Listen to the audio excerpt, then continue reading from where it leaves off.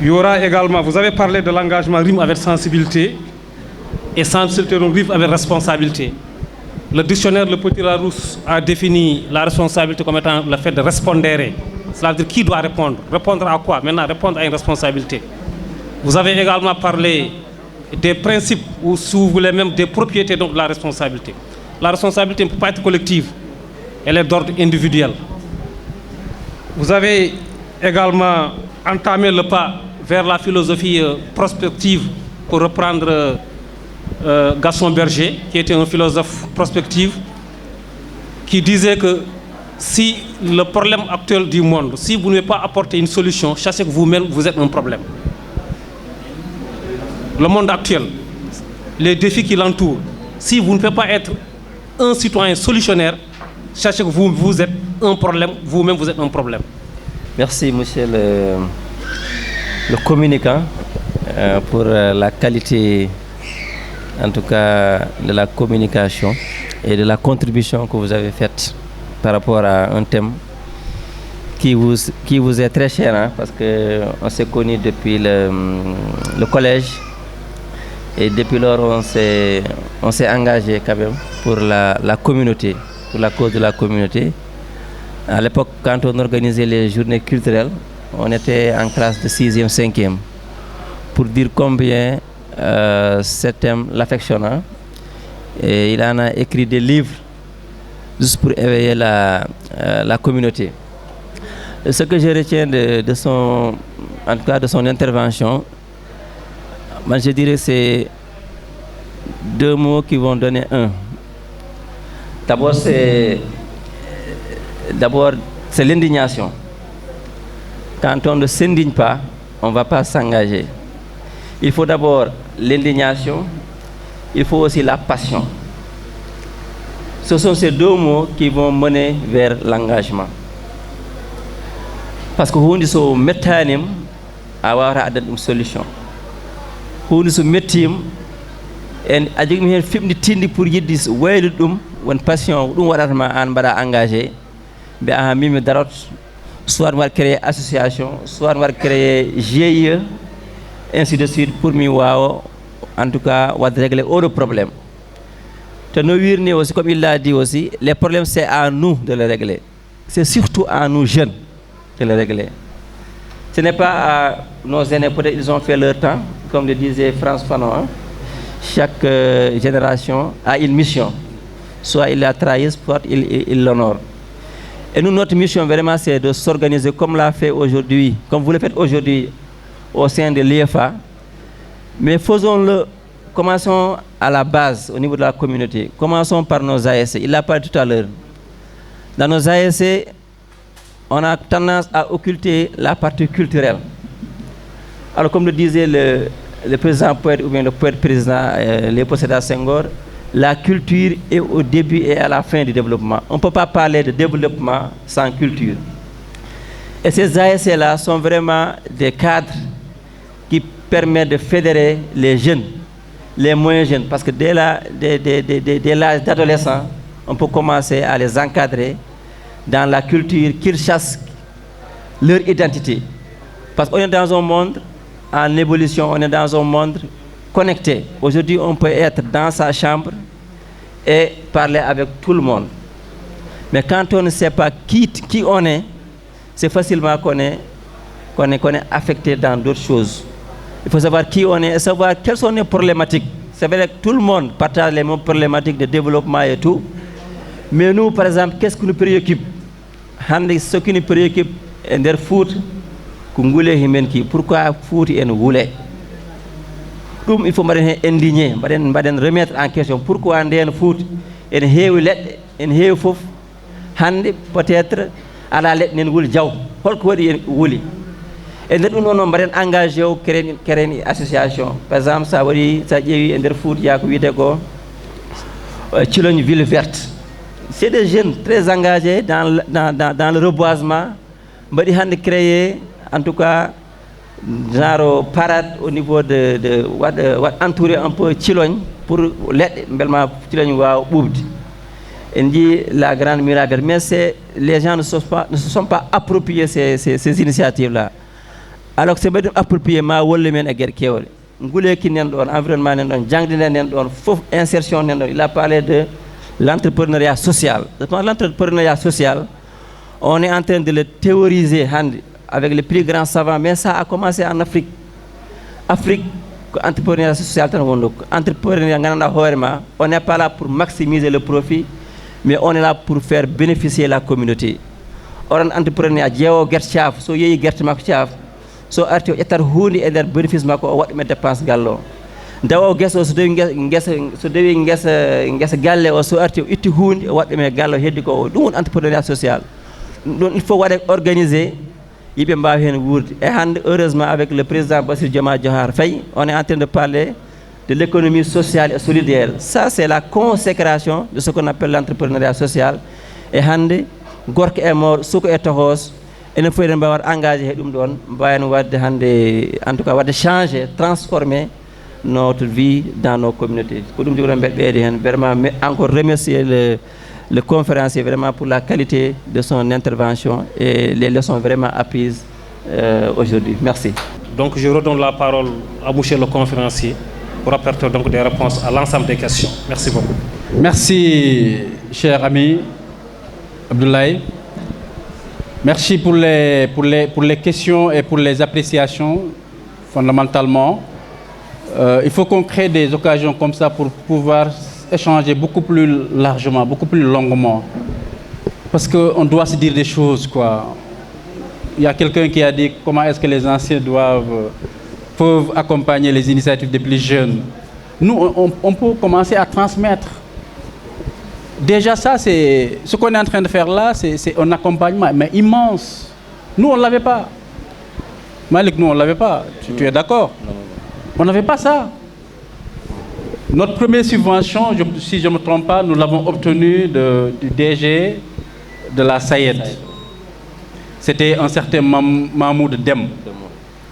On ne le connaissait ni d'Adam ni d'Ève. On n'était pas membre de parti politique. Mais par persévérance, par approche vraiment leader, on est allé le voir, quoi. On a déposé notre courrier, ça l'a séduit, il l'a soutenu. Il n'est même pas venu.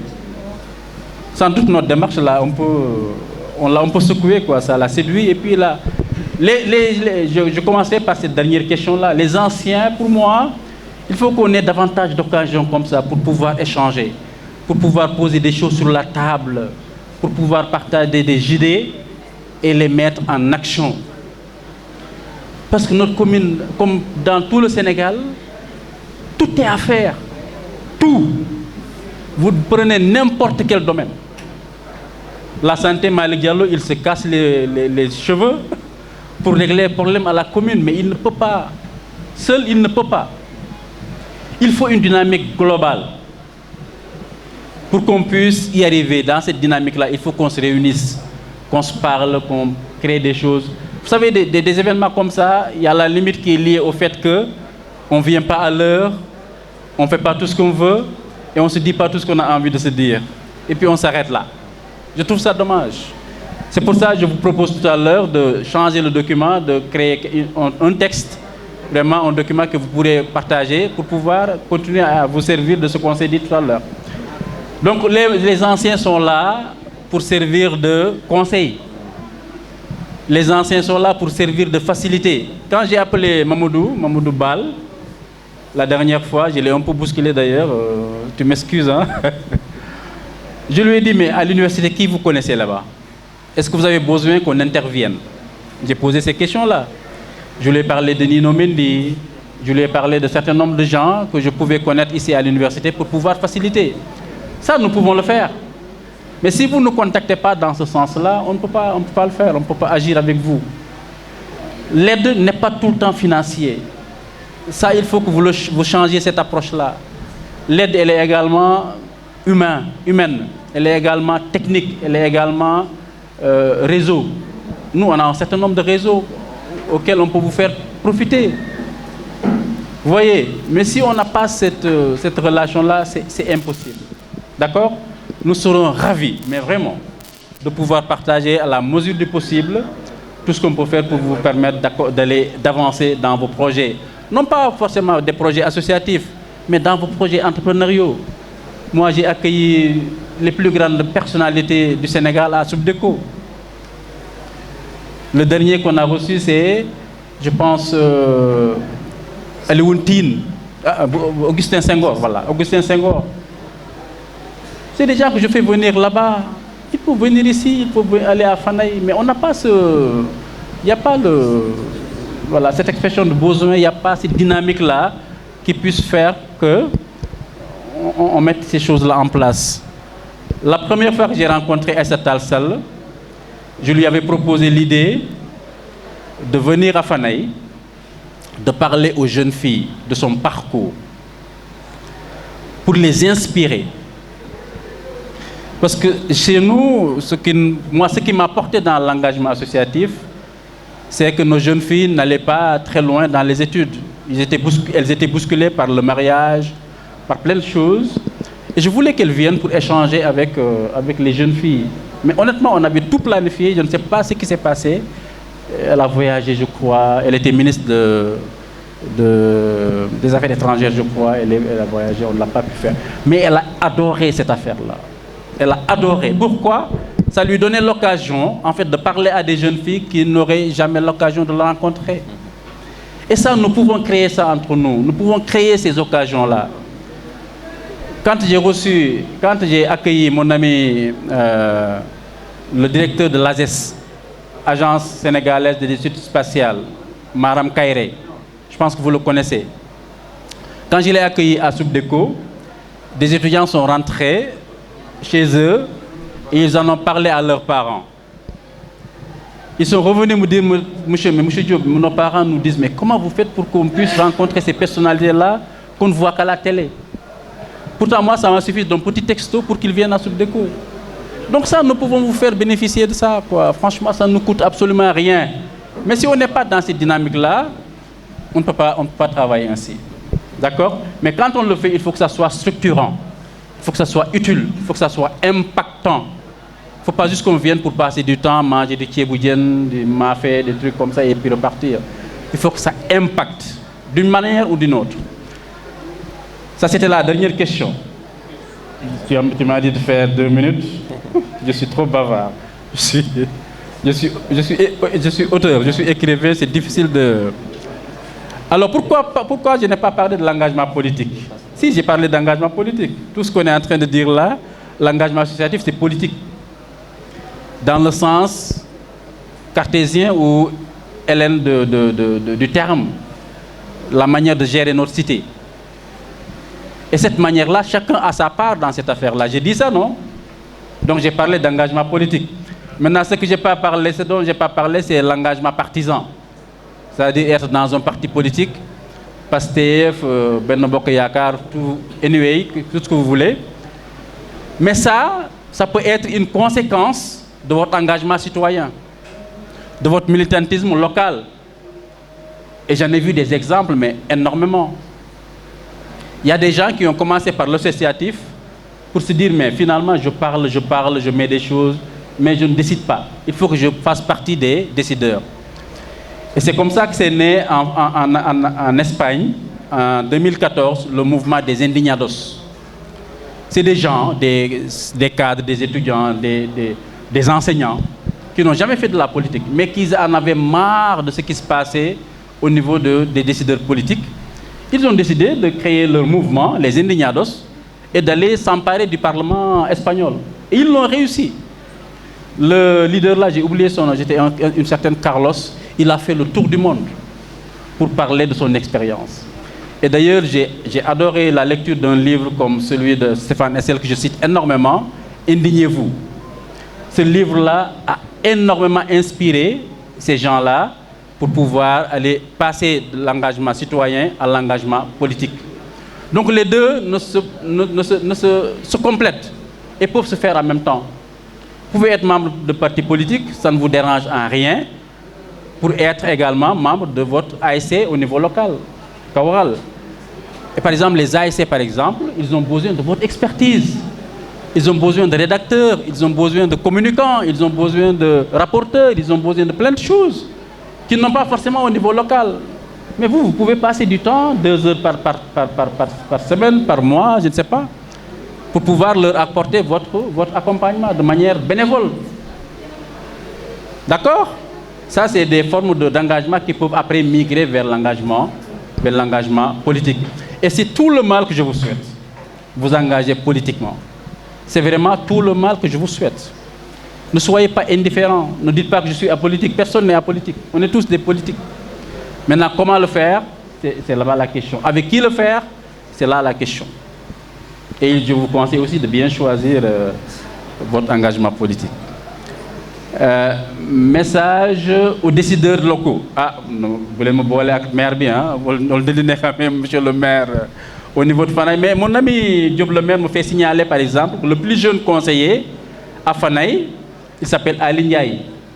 Il a été élu grâce à la liste de Diop le maire quand il a été candidat en 2022. C'est un exemple patent. Il était membre de l'UEFA. Il était membre de l'UEFA quand il était élu. Ça, j'ai dit beaucoup de fois à Diop le maire de valoriser ça.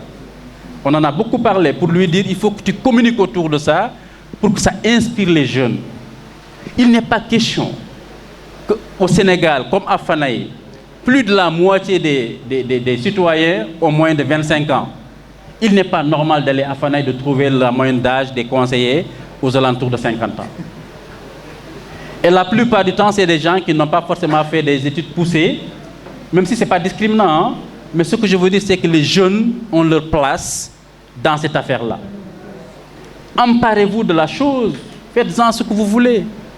Maintenant, ce que je peux dire, c'est également de développer une manière d'échanger avec ces décideurs-là, de leur apporter des projets structurants qui sont pertinents, qui répondent peut-être à leur politique locale, sur le plan culturel, sur le plan sportif, sur le plan jeunesse.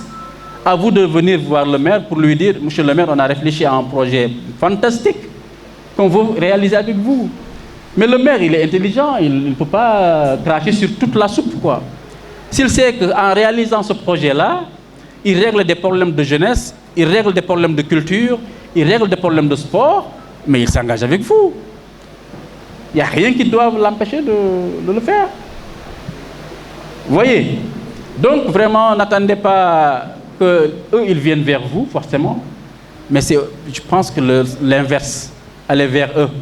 Parce que vous avez beaucoup de choses à leur donner. Vous avez beaucoup de choses à leur apporter. Votre parcours à l'UGB doit vous apprendre énormément de choses. Il faut puiser de ça pour aller faire ça au niveau local. L'enfance et l'engagement, je pense que c'est très lié. Comment est-ce que mon enfance a influencé mon engagement? Je vous ai dit, j'ai fait mes études à Fanaï Wallo. Quand on a eu l'entrée en 6e, on devait aller à Thillé Boubacar, cher ami. Notre fameux magasin là. On a été les pionniers du CM de Thillé Boubacar. Mais quand on est parti, nous, à Fanaï Wallo, on est parti avec Fatma Mbouch. Je ne sais pas si tu te souviens. Elle était la seule fille qui avait été admise à Fanaï Wallo. Alors que Adimat, Tchangaï, Fanaï Djeri, surtout, était venu avec plein de jeunes filles, quoi. On s'est dit avec ces deux gars, mais qu'est-ce qui se passe chez nous, quoi? Et on a vu pendant notre parcours primaire les filles tomber, les unes après les autres. Mariage, travaux domestiques,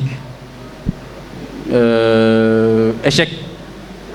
Tout ça est passé par là pour qu'on finisse finalement avec une seule jeune fille en partant au collège. C'est à ce moment-là qu'on s'est dit, il faut qu'on agisse. On était au collège, on était hyper jeunes. Je vous jure, il faut que je vous le raconte. Quand on a décidé de le faire, on a créé nos statuts. On a écrit notre statut. Vous avez les statuts des associations. Le nom, le siège social, les objectifs. Ça, j'ai appris à faire ça avant même d'avoir le bac. On l'a écrit à la main, je vous jure. Je l'avais gardé pendant des années, mais ça a été mangé par des termites à Fanaï Wallo. Et c'est dommage. On est allé voir le chef du village. On lui a dit, ça c'est notre association, voilà les statuts. Il ne pouvait pas lire. Et nous, on lui a lu ça. Il avait son conseiller Alcine Dior, c'est le grand frère de Moussa Dior, que vous connaissez certainement plus, qui lui a lu les objectifs et tout. Il lui a dit, ah, ça ne dérange en rien la vie du village. Au contraire, Vous savez ce qu'on lui a demandé de faire? On lui a demandé d'apposer sa signature et son cachet pour reconnaître notre association au niveau local. En le faisant, il nous a donné l'autorisation d'agir. Nous, on était inconscients quand on le faisait, mais on a eu l'autorisation de parler des sujets qui étaient tabous. Venir avec nos parents dire il faut laisser les jeunes filles se marier, aller à l'école, elles ne doivent pas se marier, c'était tabou. Parler de sexualité, parler d'un certain nombre de choses, c'était tabou dans les années même 2000. Hein? Mais nous, on l'a fait. Ça nous a coûté des choses. Hein? Moi, ça m'a coûté que le chef du village aille voir mon oncle Madaï, je pense que vous le connaissez, Mamoud Aïe Diop, lui a dit ton gosse là, il faut que tu lui parles, quoi. Sinon, il va créer des problèmes ici. Mais pour vous dire en fait que l'enfance, votre parcours jeunesse, influence énormément vos décisions. Et c'est là que je viens à ce que l'autre a posé comme question, comment arrive le déclic? Le déclic, il arrive parce qu'on est choqué par quelque chose. On est choqué positivement ou négativement. Je vous ai dit tout à l'heure, j'ai décidé d'écrire un livre parce que j'ai été choqué par quelque chose de triste. J'ai décidé de faire un livre sur ma mère. J'ai été choqué par mon parcours bordelais. J'ai décidé de faire Rahma, l'école d'une vie, mon premier ouvrage. J'ai décidé de créer des associations parce que je pense que la dernière association que j'ai créée, c'est Aspect, c'est pour sensibiliser sur l'éducation à la citoyenneté. Je l'ai créée parce que je trouve, en tant qu'enseignant, en tant que responsable d'une école de formation, je trouve que la formation à la citoyenneté fait défaut dans nos cursus scolaires et académiques. Et j'ai décidé de créer l'association pour agir d'une autre manière. Donc vous voyez, le déclic arrive par des rencontres, par des chocs que vous avez eus, par des bouleversements, par des constats qui sont anormaux. Vous êtes témoin d'une jeune fille qui se fait violenter autant pour moi. Vous décidez d'agir pour sensibiliser contre la violence contre les femmes. Donc voilà comment ça arrive le déclic. Et c'est très lié par rapport à votre vécu en tant que jeune, en tant que professionnel ou en tant qu'étudiant à l'UGB ou à l'UCAD ou ailleurs. Donc pour vous dire en fait, pour terminer, hein, je pense que j'ai répondu à toutes les questions. J'ai omis aucune question. Pour vous dire en fait que pour moi l'engagement est comme une religion. Il y a une communauté au niveau du Kenya. Pour eux, la maman est un deuxième Dieu. Et pour moi, l'engagement, c'est ma deuxième religion. Après l'islam, bien sûr, l'engagement, c'est ma deuxième religion. C'est à travers ça que je mets des choses en place de manière très concrète pour pouvoir impacter d'une manière ou d'une autre la société, au niveau local, au niveau national, au niveau professionnel même. Tout ce que je fais à Subdeco, ça émane d'un parcours qui souhaite vraiment faire changer les mentalités, faire évoluer des choses. Et pour que ça arrive, il faut que les uns et les autres se parlent, qu'on se mette autour du table, comme j'ai dit tout à l'heure, qu'on porte des idées et qu'on aille jusqu'au bout de ces idées-là. Voilà mes réponses à ces questions.